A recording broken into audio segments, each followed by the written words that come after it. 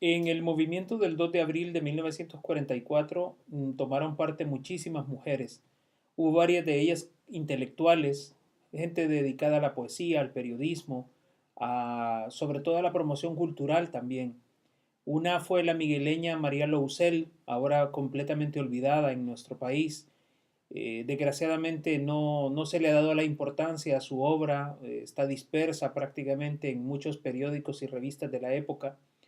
Ella y Matilde Elena López, junto con otras mujeres, se unieron al movimiento insurreccional del ejército salvadoreño, junto con algunos civiles, y se tomaron la radio privada YSP, que en ese entonces quedaba dentro de las instalaciones del cuartel de la Policía Nacional, del famoso Palacio Negro, en el sur de San Salvador. Desde esa radio transmitieron una serie de arengas y de estimulaciones para que la población saliera y se uniera al movimiento rebelde del 2 de abril. Por desgracia, el movimiento fracasó. María Lousel fue enviada a un exilio interno a su hacienda Yologual, al pie del volcán Conchagua, y Matilde Elena López tuvo que huir hacia Guatemala, donde se convirtió en la primera salvadoreña graduada de periodismo en la Universidad de San Carlos de Guatemala, y luego se fue a Ecuador, donde cursó una licenciatura en filosofía y letras, las cuales cuando llegó de regreso a El Salvador de ese largo exilio, le valieron ser admitida como doctora en humanidades. Podríamos hablar mucho más de otras mujeres. De hecho, hay otra fémina muy destacada en esos movimientos del 2 de abril y mayo de 1944, como fue María Velado de Escobar, la madre del poeta Osvaldo Escobar Velado. Junto con su hijo se dedicaron a repartir volantes y a estimular a la gente en la calle para que se uniera al movimiento de la huelga de brazos caídos, que va a ser la que va a provocar con esa insurrección no violenta, va a ser el movimiento que va a provocar y acelerar la caída del dictador y brigadier Maximiliano Hernández Martínez después de detentar el poder ejecutivo de la nación durante 12 años y 4 meses. Hay quienes también participaron desde fuera, ¿verdad? Estaban en el exilio. Hubo personas que, sobre todo mujeres, que tomaron parte en este movimiento, tanto desde la parte operativa, logística, como de apoyo también. Hubo mujeres que apoyaron con su palabra, con su dinero incluso, a este movimiento rebelde.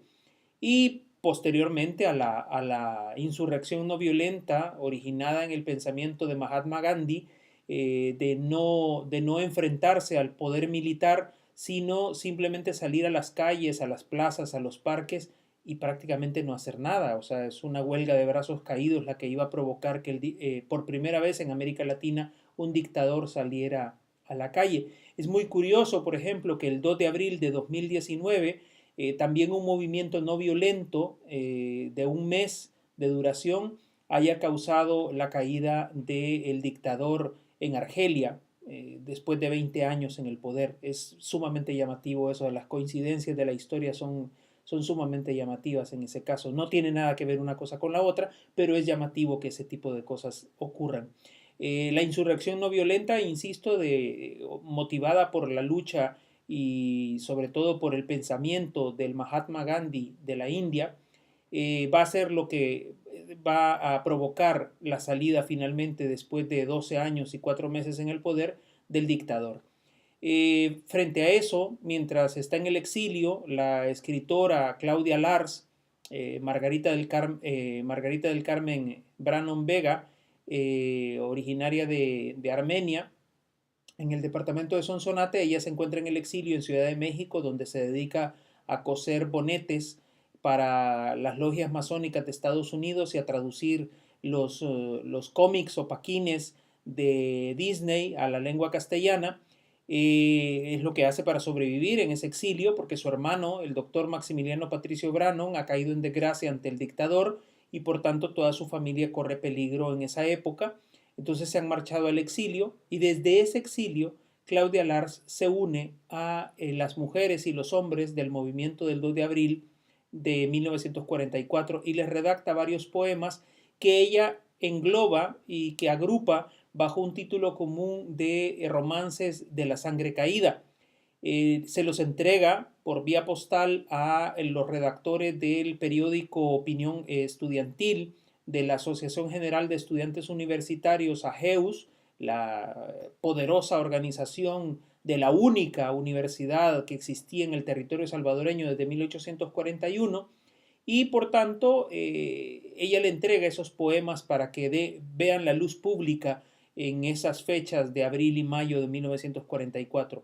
Hoy quiero leerles uno de esos poemas porque son plenamente desconocidos. Claudia nunca los reunió en un libro, y tengo uno que es especialmente significativo porque tiene mucho que ver con esas jornadas de sangre y fuego del 2 y el 3 de abril de 1944. Se titula Romance de los héroes sin nombre. Yo quiero entrar en la muerte de balas y de sollozos. Quiero saber lo terrible para cantarles a todos, a los que alzaron su grito definitivo y glorioso, a los que junto al azar, bajo sañales y escombros, a los que mudos cayeron y ni siquiera conozco, los que no tienen nombre y casi no tienen rostro. Allí están, son lo más firme y mejor que hay en nosotros. Por ello suelta mi labio una diana y un responso. Vinieron a la llamada creyendo que era tan poco, resueltos en la esperanza, tajantes en el estorbo y repartiendo la sangre como se reparte el plomo. Abril doliente y vencido, diciembre vencido y roto, una dulce patria libre saldrá de aquellos despojos. Cómo se juntan mazorcas, juntaron sus años mozos. Qué voces de adiós erguido, qué camino sin retorno. El corazón en el puño, la mirada en lo remoto, contra embestidas y suertes iban jugando a los toros. Descendían las granadas, pájaros negros de soplo, amenazante en el vuelo y de agonía en el polvo, mientras rencor de metralla emponzoñado y sonoro, con su martillo incesante golpeaba el viento redondo. Unos llevaban clarines, otros su amor y su arrojo. Tenían voces desnudas y no les manchaba el odio, y cayeron bajo el aire tibio de sol y oloroso. Herida parpa de sueños, amontonado rastrojo, voluntarios y solemnes, uno y mil, hombro con hombro. Duermen la noche infinita bajo tierra de abandono. En sus pasos silenciados, en sus desteñidos rostros, una bandera invisible, una bandera invencible clava sus claveles rojos. Sobre ellos danzan los lirios y los niños y los trompos. Ellos están resurrectos detrás de cada sollozo. Son el batallón eterno que jamás tiene reposo. Los valientes del pasado y los que van con nosotros. Por ellos suelto mi canto, el que pertenece a todos, a los que mudos cayeron y ni siquiera conozco.